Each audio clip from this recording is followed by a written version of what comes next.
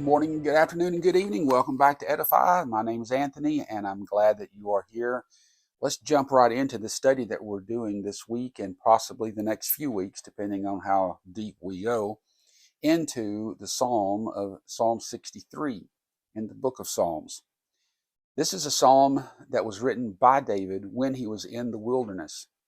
And there's a lot to be learned from this psalm as we unpack it line by line, precept upon precept. So yesterday we talked about being in the wilderness. Today let's get into a little bit more of what David said. He said, "O God, my God," or God, "O God, you are my God." I want you to understand that when you're in the wilderness, when you're anywhere in life, God is more than just a out there non-caring entity. He's your God. David uses two Hebrew words here. Greek wasn't around when this was written, but he uses two Hebrew words here for God. The first one is Elohim. The second one I can't pronounce because I don't really do well in Hebrew. But what I can tell you is that the first one, he's addressing him as God, the great God, Elohim, the God that is in plurality. And then he makes this personal connection when he says, "You're my God."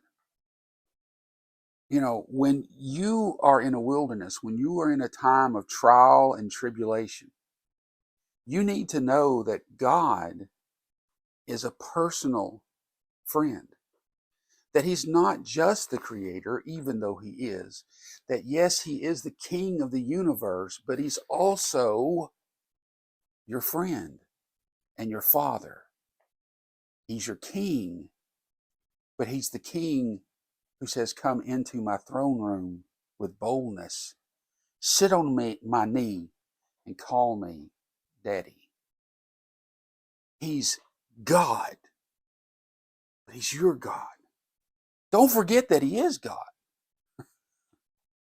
My father, who has now gone on to be with the Lord, when I was younger, I was made very aware of the fact that even though my dad was my dad, he was still a very strong, a very powerful, a very manly man. Had he wanted to, he could crush me. Like the old Bill Cosby line, "I brought you into this world, I can take you out." He actually used that a couple of times on me. But I knew better than to cross a line with my dad because I knew what he was capable of. But yet I never feared him in a way that I ran and hid. No, I did the opposite. Whenever he would come home from work, and he worked in a machine shop, he came home dirty, it didn't bother me to go jump into his lap and cry, "Daddy, you're home."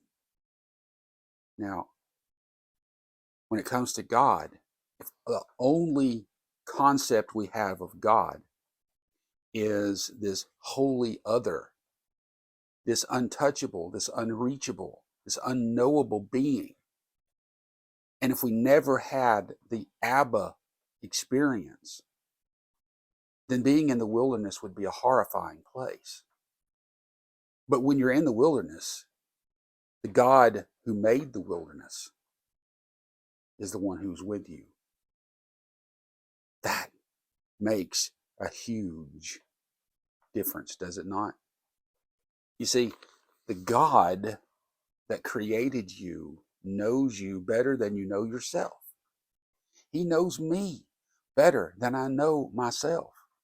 The thoughts about myself, my self-esteem, the way I think of my abilities and my capabilities, and anything that I think about myself, whether good or bad. God knows the real story, but he also knows what I'm capable of, both good and bad, and he knows what he has promised to make me into.